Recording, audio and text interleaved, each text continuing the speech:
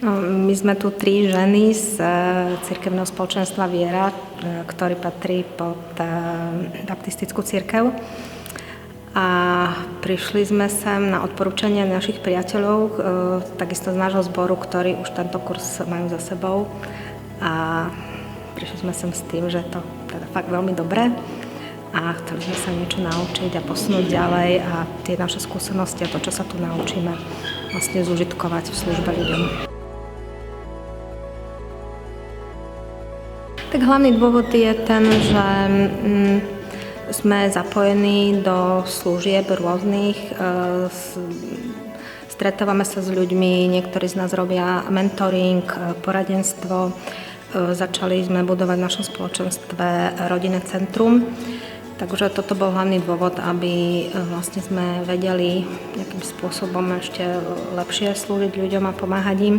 A ďalší dôvod je ten, ktorý je teda tiež dôležitý, aby sme mohli osobne rásť a učiť sa a tak posúvať sa na tej ceste životom ďalej. Asi nemôžem hovoriť úplne za všetkých, možno skôr za seba.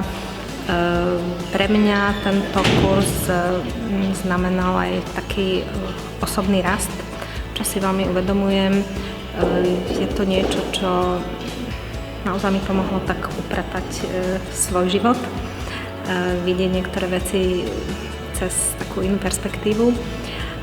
To je osobná vec a ďalšie to, že naozaj si myslím, že sa tak otvorili nové možnosti, ako môžeme pomôcť ľuďom a pomôcť im vlastne hľadať riešenia pre ich život.